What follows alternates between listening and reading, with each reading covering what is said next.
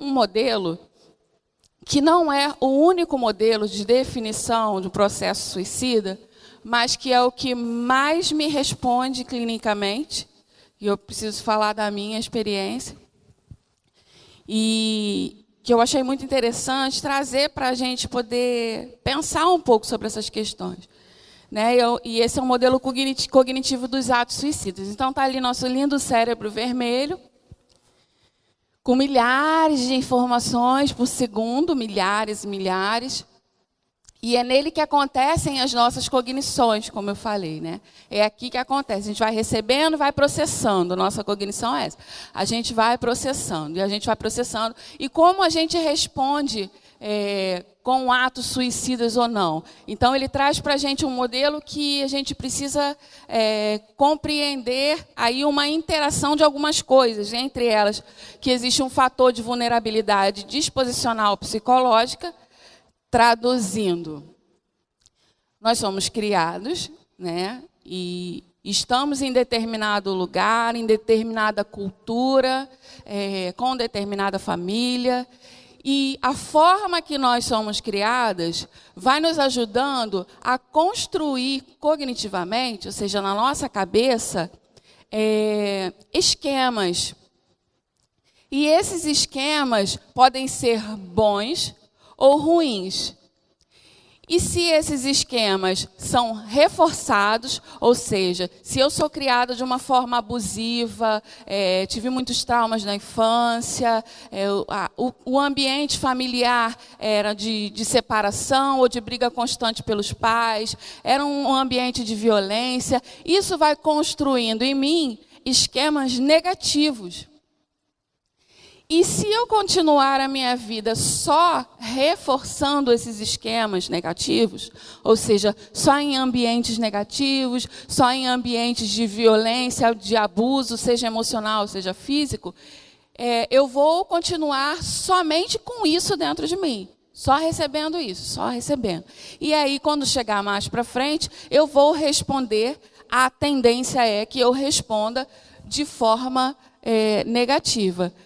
Em contrapartida, se uma pessoa foi criada nesse ambiente, mas no decorrer da sua adolescência, da sua juventude, esse ambiente foi transformado, e aí virou um adolescente, vive num ambiente bom, e aí constrói uma família saudável, e mantém esse relacionamento saudável, e no decorrer da sua vida, não é atravessado por nenhuma tragédia, vamos colocar assim, né?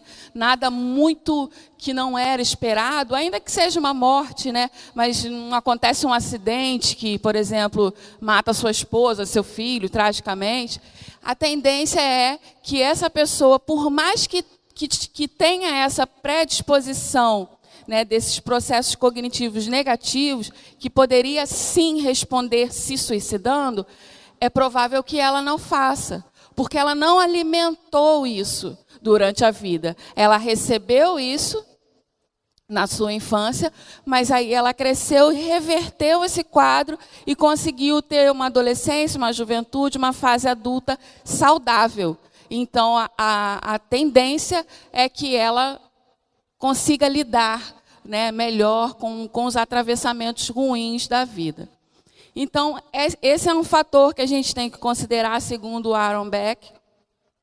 Existem também os processos cognitivos que são associados a transtornos psiquiátricos. Né? O primeiro processo cognitivo não é de uma pessoa que possua um transtorno psiquiátrico. Tá? Então, existem os processos cognitivos de uma pessoa que tem transtornos psiquiátricos, seja por uma questão genética, seja por uma questão de desenvolvimento da cognição. Então, esses processos de uma pessoa que tem transtorno psiquiátrico é completamente diferente de uma pessoa que não tem. Então, ele recebe a informação de forma diferente, processa diferente, interpreta diferente, responde diferente. Então, essa é a segunda coisa que esse modelo aí de comportamento suicida vai trazer para a gente considerar.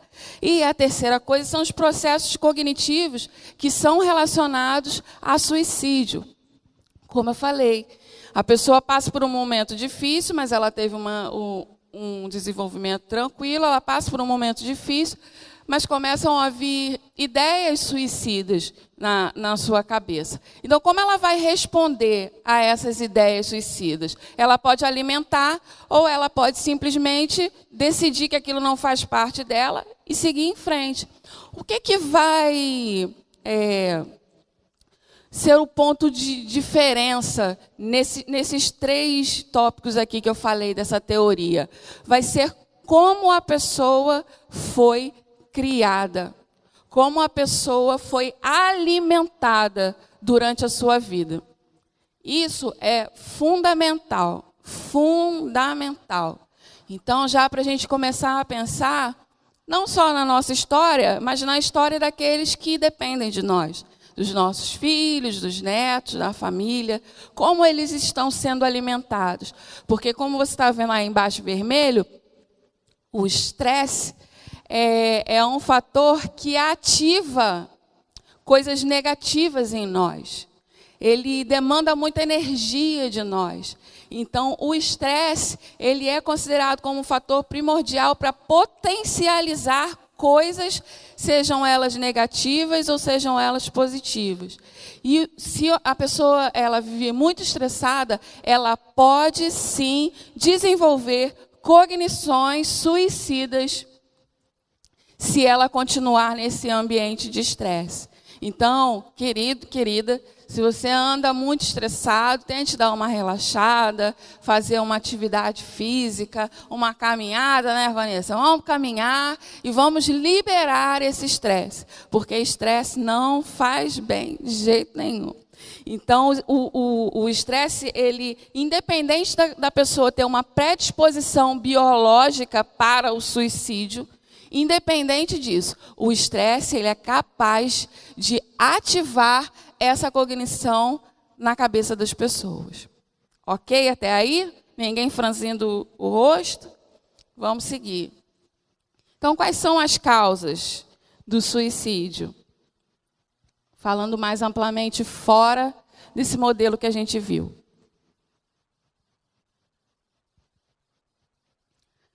A Marcele Diniz, uma médica psiquiatra, minha amiga, por sinal, ela disse que o suicídio não é uma ação singular, mas é um conjunto de ações direcionadas de autoextermínio ou danos.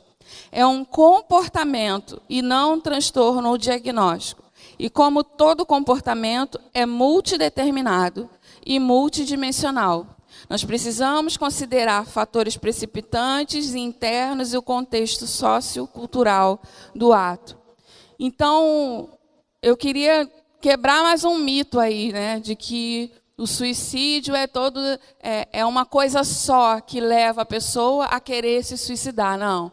É um conjunto de coisas que vão sendo processadas na cabeça das pessoas que levam ela da ideação para a tentativa de suicídio, para o suicídio como um todo. Então, não existe uma causa única, é multidimensional. Por isso que a gente precisa cuidar da nossa vida familiar, cuidar da nossa vida emocional, cuidar de todas as áreas da nossa vida.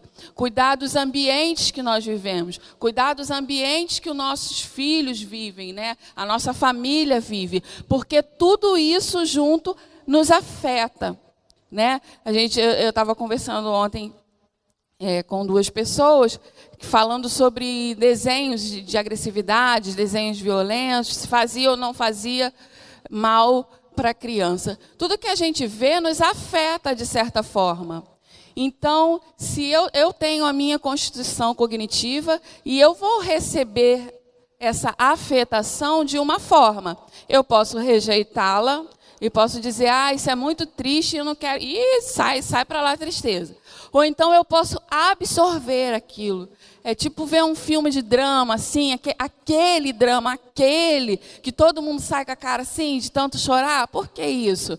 Porque pode não ser a nossa vida que está passando ali, mas nós somos afetados emocionalmente por aquelas informações que estão chegando diante de nós. Então, é um conjunto de coisas que nos influencia e a forma como como nós somos constituídos na nossa percepção, nós vamos interpretar aquilo de uma forma positiva ou de uma forma negativa. Então, eu falei aí da cognição, e isso é muito importante, muito importante, muito importante. Porque a gente precisa entender que a gente não entende as coisas da mesma forma que as outras pessoas.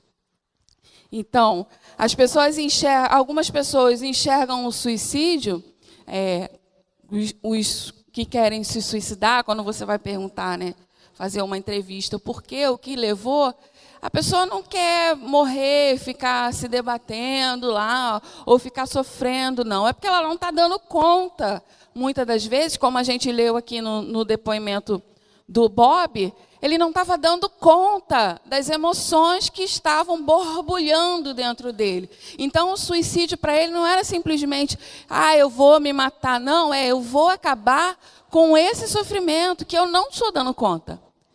E para a gente que de repente, né, pode ser que sim, pode ser que não, que foi preparado cognitivamente para ter uma visão um pouco mais positiva das coisas, né? Para a gente que sabe se rearranjar diante de alguns estresses e não dissolver, né? E não se desfazer naquela emoção, é muito complicado entender como uma pessoa é capaz de tirar a própria vida. Então, a gente precisa entender, de uma vez por todas, que a gente entende as coisas de formas diferentes. Então, para uns, o suicídio é uma forma de aliviar, para outros, o suicídio é um pecado, para outros, o suicídio é bom. E aí a gente não vai entender, a não ser que a gente tenha empatia, né? A não ser que a gente se coloque no lugar do outro e dê ouvido e acolha o seu sentimento. Por isso que para a família é uma coisa muito puxada, né? A gente fala, eu não aguento mais. Porque a gente da família, geralmente a gente tem menos paciência com os problemas repetitivos da nossa própria família.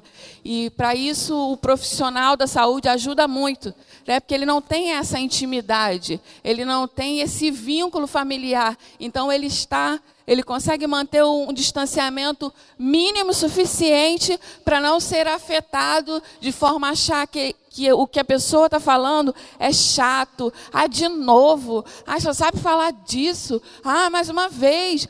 Mas já passou um mês. Mas já passou um ano. É tipo luto, né? Mas morreu, mas tem um mês já, você está chorando. Mas, sabe, é diferente. Cada um processa no seu tempo. Então, por isso que é importante o encaminhamento para a psicoterapia, sim. Porque a família sai desse lugar de, que chato, de novo, mais uma vez, mas o que eu faço com você? Você tem uma vida tão boa, né? A mãe fala, mas eu te dou tudo, e você está pensando em se matar, você é um louco. E aí, bota a pessoa mais para baixo ainda. Mas porque é culpa da família. Não, é difícil mesmo. É difícil, é um desgaste emocional. Você ouvir o mesmo assunto, ouvir a mesma coisa toda vez. Só que se a gente não começar hoje a ter essa empatia, a se colocar no lugar do outro que está sofrendo, e peraí, deixa eu ouvir um pouco mais, as pessoas vão continuar se matando. Vão continuar se matando, porque elas são chatas, elas não podem falar com as pessoas, então a tendência é se isolar e continuar reforçando isso na mente dela, reforçando as coisas negativas, reforçando as ideias negativas, até que passa para um ato de um suicídio. Então, a gente teve um exemplo aí, daquele pai, acho que tem 2 meses, que matou os filhos, a esposa, e depois se matou na Barra da Tijuca. E aí causou um frenesi, porque realmente é uma tragédia. Mas isso acontece, como a gente viu aqui, a cada 40 segundos. Nós estamos aqui, 30 pessoas, no mínimo, se suicidaram no mundo. Então, por que choca a gente? Porque a gente não consegue alcançar. Ele escreveu uma carta dizendo que não estava insatisfeito, que não estava se sentindo bem, que não estava se sentindo um bom pai. E aí ele achou melhor tirar a vida dos filhos, porque dependendo se fosse um transtorno psiquiátrico, a visão dele é tão diferente da nossa, que ele se vê com o filho, com a esposa, como uma coisa só.